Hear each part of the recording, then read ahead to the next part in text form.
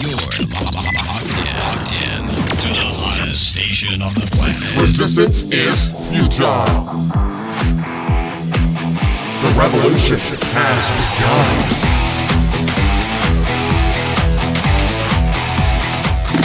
You're listening to Rebelpreneur Radio, helping you break the rules and build the business you need for the life you want. And now, broadcasting his pirate signal from somewhere beyond the status quo, here's your host, best-selling author, marketing and media strategist, Ralph Brogden. Hello and welcome to Rebelpreneur Radio. It's the show that helps you build the business you need so you can live the life you want. I'm Ralph Brogden. You know, a great leader, a great spokesperson, Mr. Zig Ziglar said, you can have anything in the world you want if you first help other people get what they want. And we have really had some great conversations here lately about the idea of helping others, serving others, even loving our customers, our clients, our prospects, serving them all, loving them all, and letting God sort out the buyers and the not buyers. It's taking the discussion about business to a spiritual level and realizing that the purpose of business is not just to make you money, but it is to transform the world, make the world a better place, and create the shifts in people's lives that they need to make so that they can accomplish the things that they want to accomplish. And so I'm real excited and feel very privileged that today's guest is going to speak to this from the perspective of the science of helping others. And I'm speaking with Dr. Richard Shuster. He is a clinical psychologist, keynote speaker, CEO of Mars Industries, a renowned media expert, and the host of the Daily Helping podcast, which is regularly downloaded in over 100 countries. His mission is to help people become the best versions of themselves and to make the world a better place. Dr. Richard, welcome to Rebelpreneur Radio. I'm so excited to be here, Ralph. I've been just thinking about this signal that you talked about. We're on a pirated signal, so I'm waiting for the black helicopters to come, take us down here. But we'll use the time we've got, and we'll have some fun, and hopefully we can help some people. Well, they can't find us because it is a pirate signal. It's coming from an undisclosed location on my compound out in the country, and it's surrounded by a fence, and so nobody can get in. They can't find us. And that gives us all the freedom and the flexibility to break the rules in a good way so that we can change the world. And so you've been at this for quite some time, helping others with your the Daily Helping podcast and all the other speaking and things that you have going on. I want to get into that. First, though, tell us how you got started and what was your journey like to get you to this place? Pretty different than what I would have expected if you had come up to me when I was just getting out of college and told me, what the next 20 years of my life would look like.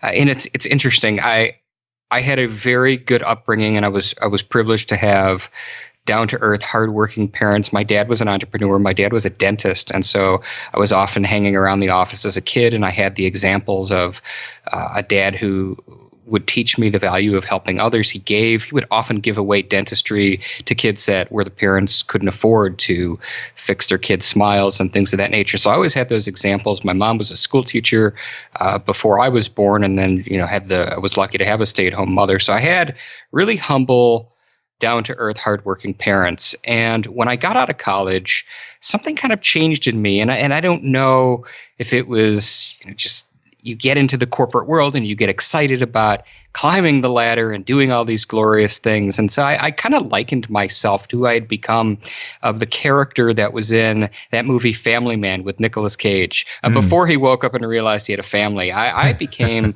extraordinarily focused on money, really just building an empire, having material things. And I want to preface our discussion today by saying I am in no way anti-capitalism, anti-entrepreneurial, but I think there was a period in my life where I wanted things for the wrong reasons.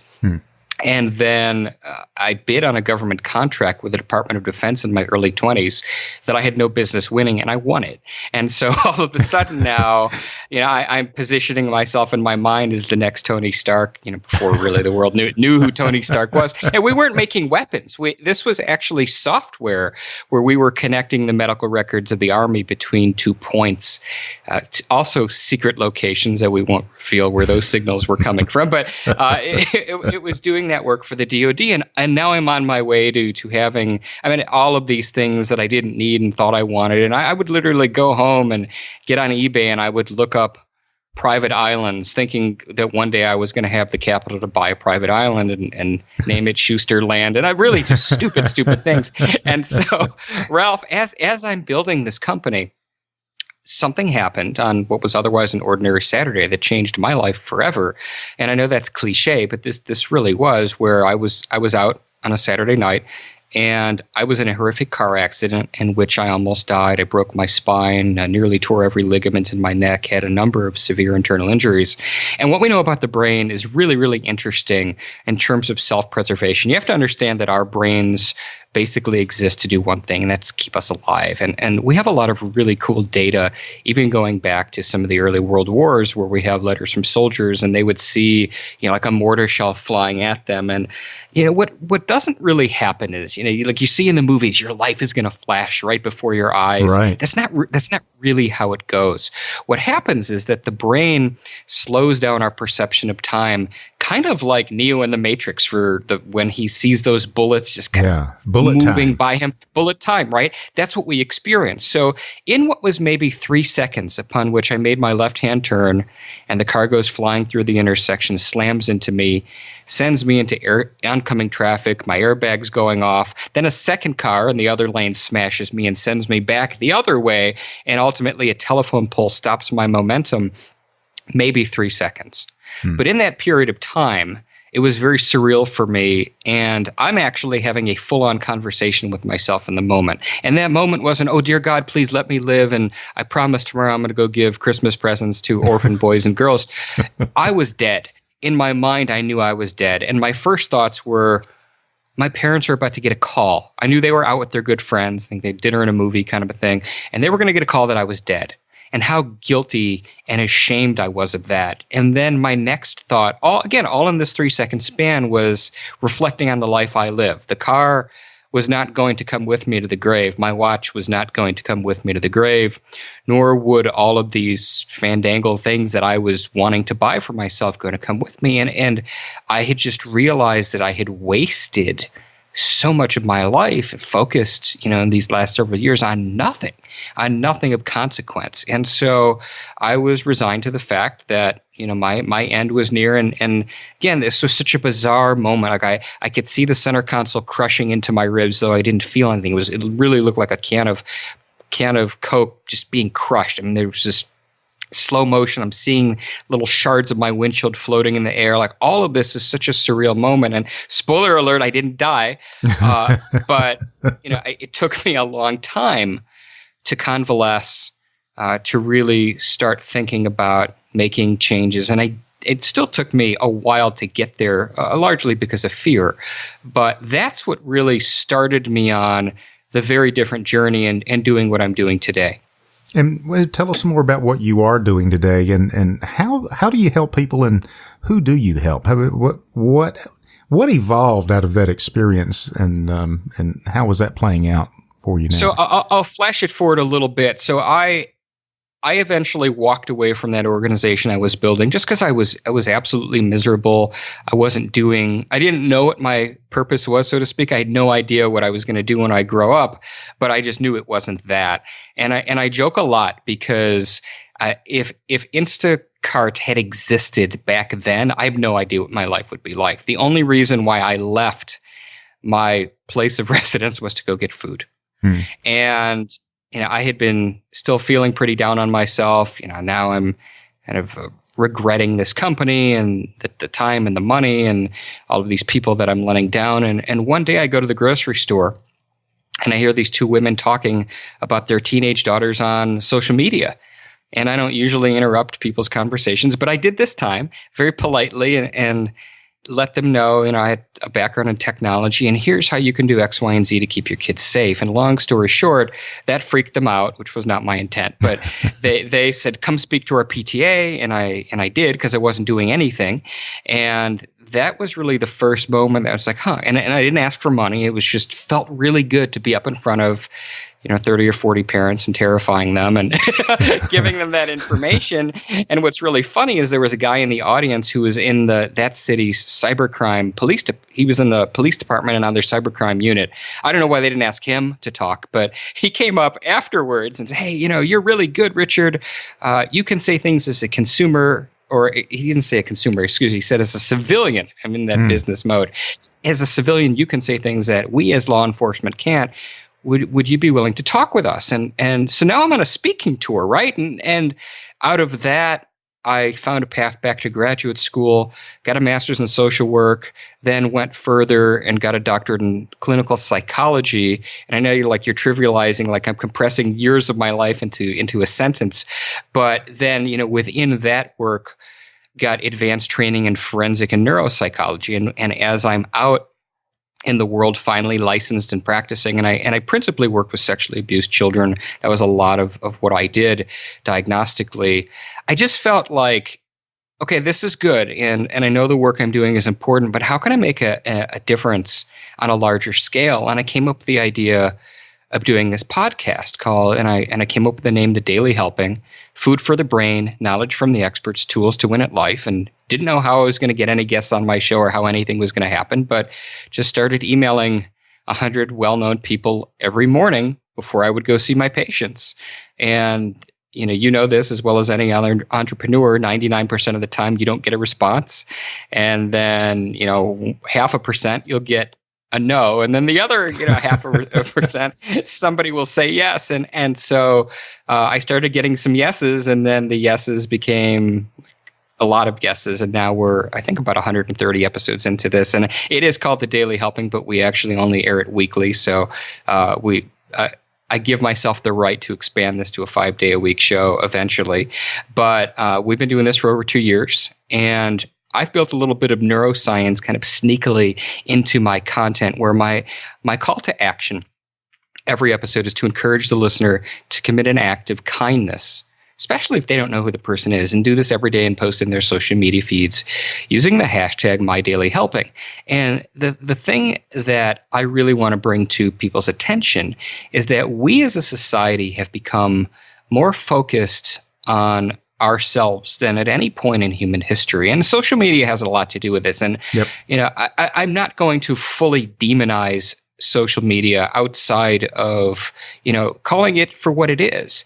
It's a platform designed to make the people that created it and advertisers money.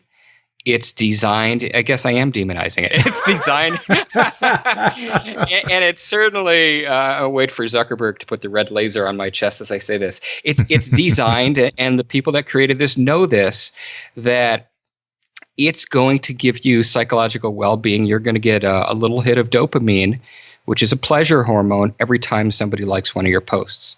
So there are addictive qualities to this. And so the whole system is designed to make you feel good, to allow you to promote yourself, and then in turn, then they get your information and sell it to their partners and all that. But here's the thing.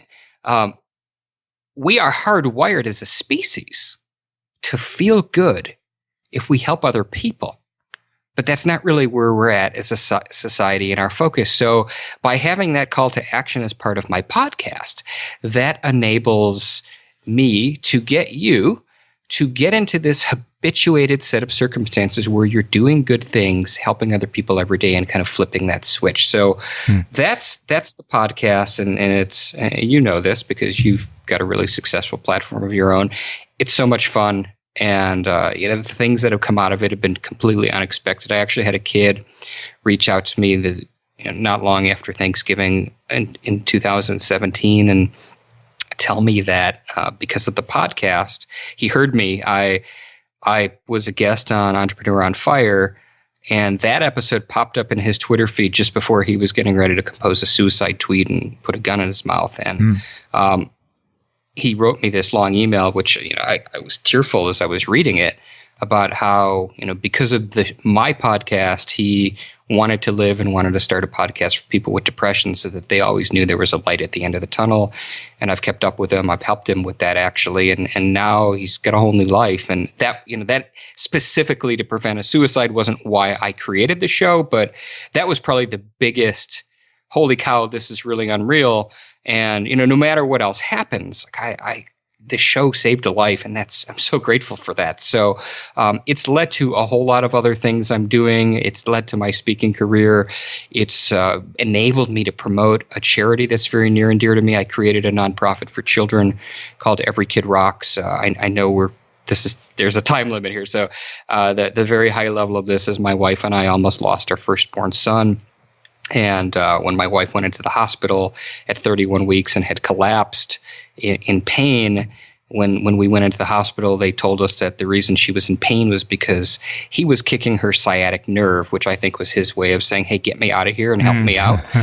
Because what the doctors told us is that my wife had been leaking amniotic fluid through a pinhole-sized hole in her cervix. And had we not come in that very day, our son would have suffocated to death in utero within the next 12 hours. And so he was born with a lot of problems, and they caused us tremendous, at the time, financial and emotional difficulties getting him the help that he needed.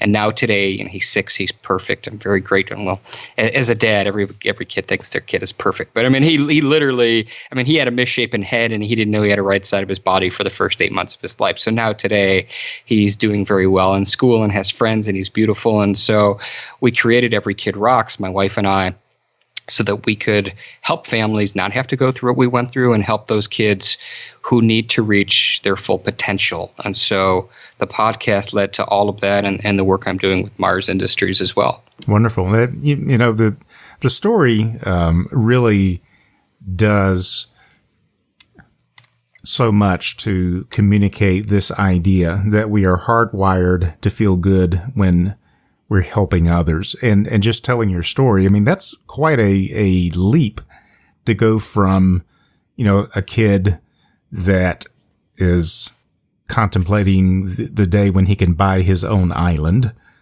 to now having been through some experiences and experiencing a shift in priorities to where you really get more juice out of life by what you give and not what you are trying to get. You said we're hardwired to feel good when we're helping others, but it seems like that since so many people are unhappy and stressed out, perhaps it's because they are trying to feel good by helping themselves, and that's what your mission is, to help people to realize that by helping others, they can become a better version of themselves, make the world a better place, and by doing that, they're going to feel better. That's precisely right. My mission in life is to help people become the best version of themselves, even if it's of no direct benefit to myself. So a little throwback to that Zig Ziglar quote you mentioned, which I love. And yes, in fact, it's interesting to go back to social media a little bit.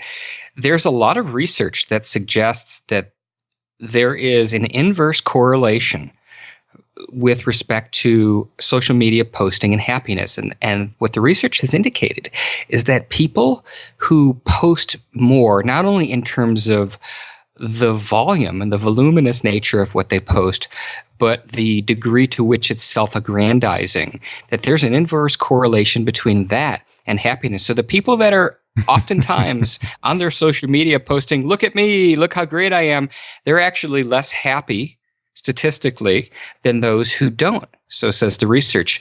But the problem with that is well, the person who's hiding behind their keyboard secretly inside is dying a little bit each day when they're posting, this fake imaginary smile.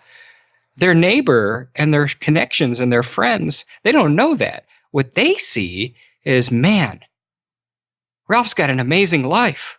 My life sucks. Look at the restaurants Ralph goes to. Here's a picture of the lobster he had yesterday. Look at this vacation. He's golfing, 5 times a week.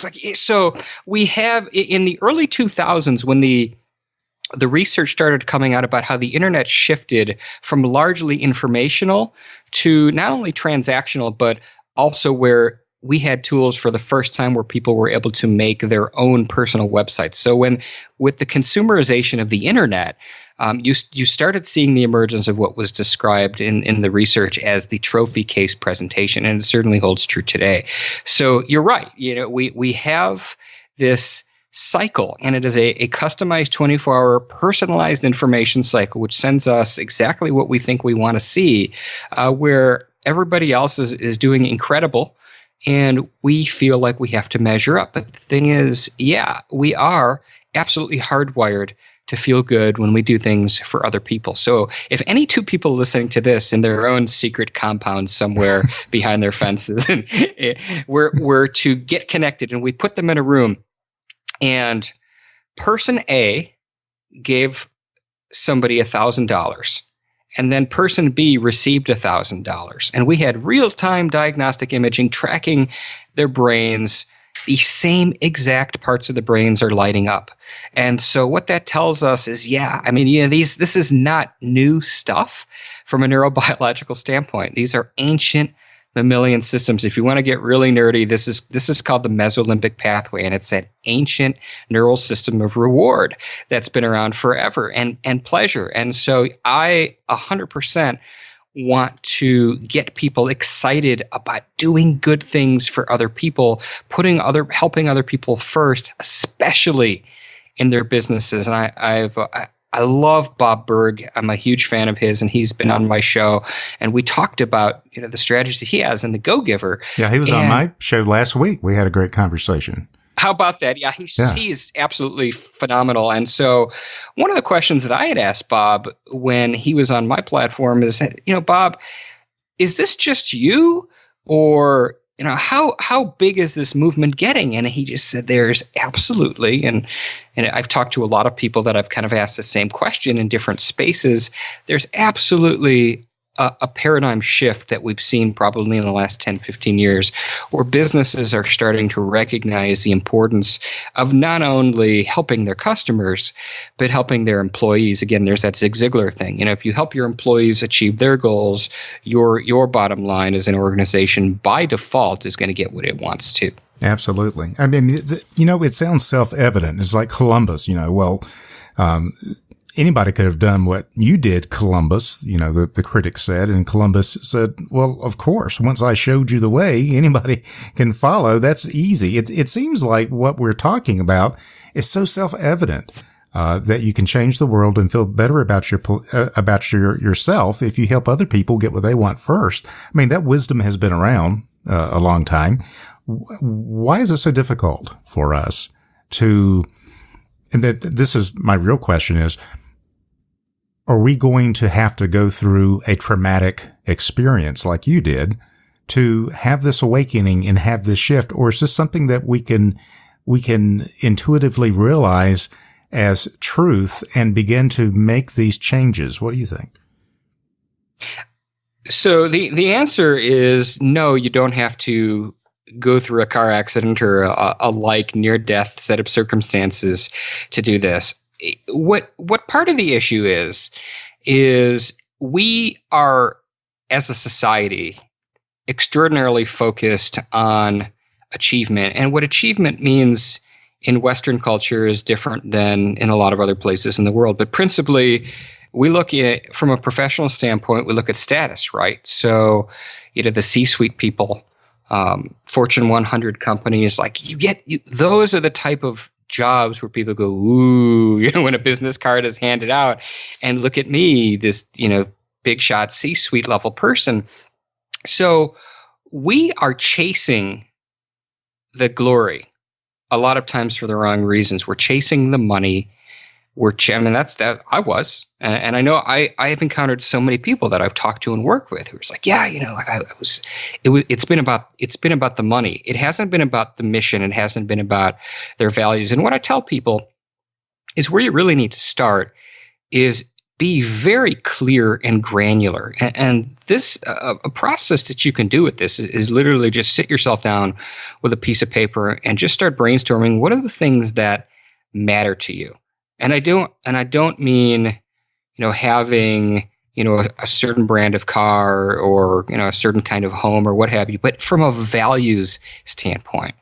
What's important to you. And then once you know your values, and then you've got your list, and then you can, by process of elimination, tell yourself, okay, so I've got 10 on this list. What are my top 5? And you rank them, and then what are your top 3? And once you start getting very clear on your values, then you can start really getting excited and beginning this process of finding out what fires you up, what gets you jazzed up. Because for the vast majority of people in our society, it's not their jobs. And so that's half the problems, that if you loved what you did, that solves so much of all of this, Ralph. And it's so interesting. Forbes did a study on the C-suite, and they looked at their lives, and they looked at a number of factors. And they didn't get all the CEOs, but they got a lot. And we generally, again, the C-suite, for that group of people in this country in particular, we would consider the elite of elite. And these are the people that should have the most access to tools to do whatever they want. And yet overwhelmingly, a large number of these people expressed that their marriages were failed, that their health was poor, that they had tremendous regrets that their kids have grown up and gone off to college, and they have no relationship with them because all they did was work, and they wish they could do that over again. So it's not just the glory that matters. It's about being able to do things on your time. And listen, I'm a parent. I've got 2 kids. If you're listening to this and you've got a good job, there's no shame in that. There's so many people that have achieved incredible things that have worked a job as long as they needed to as an employee, a good employee, until they were able to make their own dreams come true. But make your own dreams come true. Don't build somebody else's dreams. And so by finding, to bring it back to what I was talking about, when you know what's important to you, and if you're a way to tie that into an altruistic flair, so to speak, to where you're helping other people, if you can do that and make money at it, you will be happy and fulfilled every day of your life. It just is. And I've interviewed far too many people that are doing just that to think anything to the contrary. And I agree 100%. And there's a couple of challenges that come up with that. And it's for people in the helping profession. And a lot of the people that are listening to the show, they do want to change the world. They do want to be a force for good. They're healers, therapists, counselors, coaches, consultants, gifted people, but they haven't made the connection to how can I help the world and change the world and do the good that I want to do and make the money that I need to make to live. So that they haven't quite, they don't feel like they're able to fulfill that good purpose that they want to fulfill because they haven't worked out the money issue yet. What would you say to someone struggling with that? A few things. Number one, it has been my observation, and I haven't done any research on this, so you can't hold a gun to my head and make me say this is 100% true, but this is my opinion, is that generally speaking, people that are in the helping profession, so I'm talking about social workers, life coaches, therapists in particular, are some of the worst business people I've ever met in my life.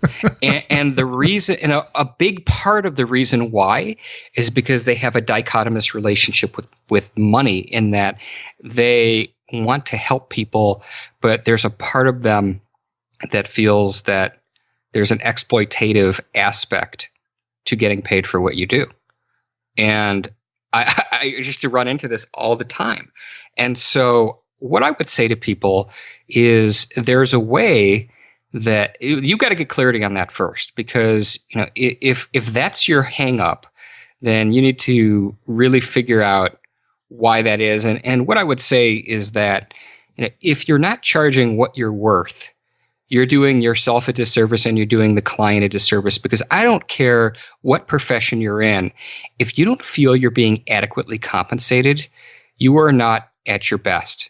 Your level of energy is just not going to be as optimal as it could be. And so if you're trying to help other people get better, but there's a part of you that's not fully engaged because of the money thing, you're not doing them the service that you could be doing. What you're talking about is in part of why I started my third company, Mars Industries, because that was something that I saw with therapists and coaches and some things, and wanted to create something that was unique to the industry and made a lot of changes in the human performance and assessment arena. So I did that. But I know as a psychologist and a social worker that what you're talking about is in my opinion anyway, like I said, I didn't research it, but I believe this to be a systemic issue. And I remember very clearly in graduate school one day, one of the more successful private practitioners in the community where I was attending my doctoral program came in and they did a lunch and learn. And so it was how to start a private practice. And the very first thing this guy said when he opened his mouth, and this guy, I know him, he's a great guy, very successful. He said, you as a clinician have to understand that if you're not trying to maximize your potential, your capability to make money, then this is just a hobby for you and you're not taking it seriously. And I saw a lot of my classmates make disgusted faces. And then after he left, called him a money grubber and all of these things. And that's the problem, that there is a perception in that space that there are these things about money that are bad. And I am here to tell you that's not so. Very, very powerful. Before our time gets away, I want to ask what you're working on right now that's got you really excited that you'd like to share with our listeners, because I know you've got a lot going on. And so tell us what's on your plate and how our listeners can find out more. Absolutely. So we have this issue, and you talked about it. So as a psychologist, one of the things that greatly aggravates me is the assessment industry. I have generally felt the assessment industry to be probably the most greedy industry that I've ever encountered in any vertical. Number one, it's not in any way inclusive. The people who need access to help often don't get it. A lot of it is driven by the insurance industry, in which basically the instruments are designed to find things wrong with you so that it can be reimbursed. It's kind of like this really sick and twisted circle of life. And I wanted to be a disruptive force in the assessment industry in the way that Michael Dell was in the PC space in the late 90s. And so I created Mars Industries to buck all of these trends. One, I wanted to create instruments that told people what's right about them, in addition to things that they could start working on to fix. So that was the first thing that I wanted to do. That's a powerful distinction just by itself. What's right with you instead of just what's wrong. And people aren't doing that. And certainly not to the degree that they should be. Number two, I wanted to create a system in which the instruments were available and accessible to anybody who needed them, that they were affordable, that there weren't these gatekeepers and systems in place to keep people from having access to the tools. And I also wanted those that helped us help other people be able to benefit financially. So I built the entire thing on an affiliate model. And so we're in 3 spaces right now: human performance, addiction and recovery, and PTSD for veterans. And so we're doing some very different things, of course, with all of them. And I'm very proud of all the work that we're doing. The one that probably would resonate most powerfully with your audience is what we're doing in the human performance space. And so we have an instrument called POWERS, which stands for the Predictor of World-Class Excellence Rating Scales, in which what a user does who sits down for the 15 minutes it takes to complete the POWERS is they get to find out algorithmically where they rate on 21 dimensions empirically associated with success in life. And notice I didn't just say success in business. Business is a part of it. Right. But we look at relationships outside of work. We look at physical wellness. We look at all these different things, interpersonal intelligence, and these really, really nuanced areas of success that haven't really been put together in one tool until now. And so everything is algorithmically generated and you get your results instantly. And there's a broad base of applications for this. So we have a certification program, and we have coaches and consultants who are using this to begin their therapy or their coaching as kind of like a baseline to see where that person is at. We have people using this as pre-employment screeners. We have this in large corporations where people are building teams with it. And so I'm extraordinarily proud of the work that we're doing with Mars. And again, I'm doing, my wife will probably say too many things, but everything that I'm doing for me drills back to that mission. Hey, we are trying to make a difference. And so, the Mars Industries, my charity, my podcast, these things all go back to that mission for me of helping people become the best versions of themselves. And I know that if everybody is kind of vibrating at that optimal level, the world is absolutely going to be a better place. So, with the powers, going back to that, I want to do something for your audience, and I love doing this because it's fun. And it helps a ton of people. So what we have along with this assessment is we have something called our Dream Job Guide. And even if you're an entrepreneur and you're on your own and building something, what this is going to do is highlight for you. You take your test results and you're going to get what's known as your 3 up and 3 down. And those are your top 3 strengths as well as 3 focus areas for you. And you're going to be able to take that 3 up and match them up to this guide and see what professions, what characteristics you have that'll ultimately make you the most happiest and successful in the world, in the business world in particular. And so if you use the code REBEL when you purchase the powers at seekyourpowers.com, and again, that's www.seekyourpowers.com, with that code REBEL, as you add that to your cart, you can get that guide for free for anybody listening to this. Happy to do that. Wow, that sounds great. So seekyourpowers.com and use that code REBEL to get that for free. And you can download that resource, discover what your powers are. And there's more than one, right? And you're saying 3 up and 3 down.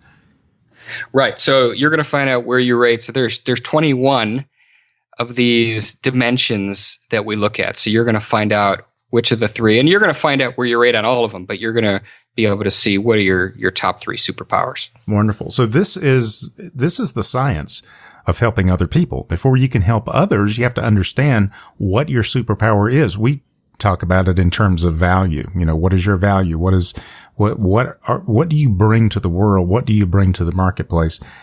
Same thing is before you can help other people to become all that they can be, you have to know who you are. You have to become all you can be. And that's not just a motto for the Army. That's a motto for life and for business. So this has been a really intriguing and I would dare say enlightening conversation. It adds and builds upon the conversations we've had recently as we try to bring business to a new level of service and changing the world and learning how to make money while we make a difference so that we can make a greater impact on the world. I think this is super. Dr. Richard, our time is almost gone. Actually, it's over, but I don't care. I'm the boss. I can do what I want to do. But just by way of leaving us with a final thought or a word of wisdom, what would you say just to kind of sum everything together? I'm going to end with what I end every episode of my own show with, which is a call to action to everybody listening to this. And that's go out there today, do something nice for somebody, especially if you don't know who they are. Post in your social media feeds using the hashtag MyDailyHelping, because science tells us the happiest people are those that help others. Wonderful. Dr. Richard Shuster is a clinical psychologist, keynote speaker. He is the CEO of Mars Industries, a renowned media expert, and the host of the Daily Helping podcast, which is regularly downloaded in over 100 countries. If you want to discover your powers, go to seekyourpowers.com, use the coupon code REBEL to download that free resource. You can also check out Dr. Richard at drrichardschuster.com. Well, Dr. Richard, thank you so much for being on the show today. I really appreciate your wisdom, and thanks for the conversation. I appreciate it. Right back at you, Ralph. I loved being here. Thanks for having me on your show. You've been listening to Rebelpreneur Radio with Ralph Brogden. Download the show notes and much more at rebelpreneur.com.